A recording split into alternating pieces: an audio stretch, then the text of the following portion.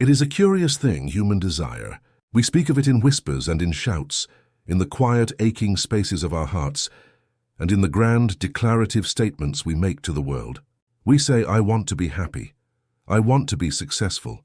I want to be healed, to be loved, to be whole. These wants are the constellations by which we navigate the dark seas of our lives, points of light that promise a shore somewhere beyond the horizon. Yet, so often we remain adrift. The shore never seems to get any closer. We look to the heavens and we ask, sometimes politely, sometimes in a rage of tears, why? Why, if this is my true desire, does it remain so stubbornly out of reach?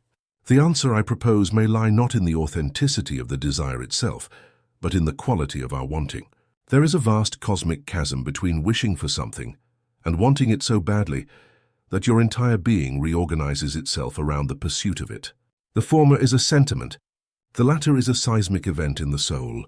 It is this latter, more ferocious form of desire that the provocative statement speaks to. Show God how badly you really want it. I believe He responds. This is not a transactional theology, a celestial vending machine where correct belief and a handful of prayers yield a snack. It is, instead, a profound psychological and spiritual principle, a dynamic interplay between human will and divine grace. As a psychologist, I observe the architecture of the human mind. We are creatures of homeostasis, designed for energy conservation. Our subconscious, that powerful subterranean river of our psyche, is a formidable guardian of the status quo. It prefers the familiar discomfort to the unfamiliar struggle of growth. When we simply wish for change, we are speaking only to our conscious mind. The subconscious, the seat of our habits, our deep-seated beliefs, and our automatic behaviors, remains unmoved. It hears our wish as one might hear background noise, acknowledged but not compelling enough to warrant action. This is why New Year's resolutions so often crumble by February.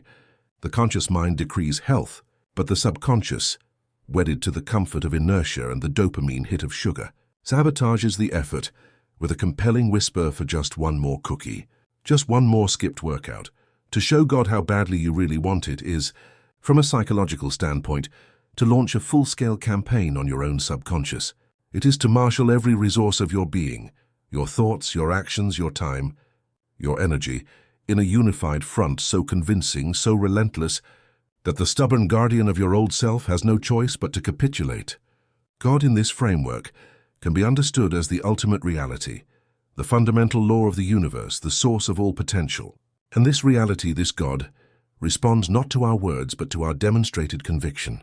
It is as if the universe is a vast echo chamber. It returns to you the fundamental frequency of your own enacted faith. So what does this demonstration look like? It is not about dramatic proclamations or performative suffering. It is found in the quiet, unglamorous daily architecture of commitment. It begins with a brutal and unflinching clarity.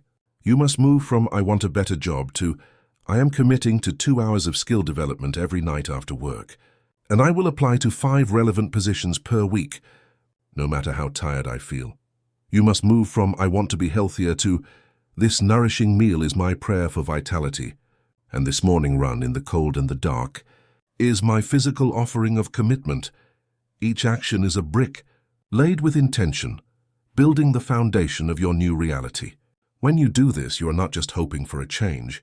You are building the landing pad for it. You are creating within your own life the conditions necessary for your desire to land and thrive. This process is inherently confrontational. It will bring you face to face with your own resistance, your fears, and your deeply ingrained limiting beliefs. This is the critical juncture where most turn back. The voice of the ego, terrified of failure or even of success, will rise up. "This is too hard. You're not good enough. Who do you think you are?" This is the moment of truth. To show God how badly you want it is to stare that voice down and choose action anyway. It is to feel the fear of social rejection and still speak your truth in a relationship. It is to feel the exhaustion and still lace up your running shoes. It is to face the certainty of rejection and send your manuscript out for the 100th time. In these moments, you are not just exercising discipline. You are performing a sacred ritual of trust. You are proving to yourself and to the cosmos that your desire is stronger than your comfort. This is where the role of a life coach and a spiritual guide converge.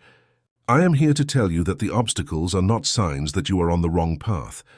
They are the qualifying exams for the life you say you want. The universe is not being cruel. It is being a meticulous curator. It is asking through the medium of challenge, "Are you sure? Is this truly what you want? Show me. Prove it." When you persist, you are answering that question with a resounding, undeniable yes. And then something magical begins to happen. Synchronicity stirs. The psychologist might call this the reticular activating system at work. Your brain, now laser-focused on a goal, begins to notice opportunities it previously filtered out. The author might call it the plot turning. The spiritual person calls it grace. A chance meeting occurs. A resource appears at just the right moment. An internal shift grants a new perspective. This is the response. It is not that God was withholding until you suffered enough. It is that you had to elevate your own frequency to a level where you could perceive and receive the help that was always available. The door was never locked. You just had to build the strength to turn the heavy, rusted knob. This principle also demands a deep, soul-level honesty. We must ask ourselves, do we want the thing itself, or do we simply want the feeling we believe the thing will provide? Do you want the published book, or do you want to feel validated and intelligent? Do you want the partner, or do you want to feel worthy of love? Often we are chasing external symbols to fill an internal void. The universe, in its infinite wisdom, rarely rewards this misplaced seeking. True transformative desire is about the thing itself, the sacred act of creating, the genuine connection of partnership, the intrinsic value of health. When your desire is pure, rooted in the expression of your deepest self rather than the approval of the external world, your demonstration becomes purer, more potent. There is a beautiful, terrifying vulnerability in this kind of wanting.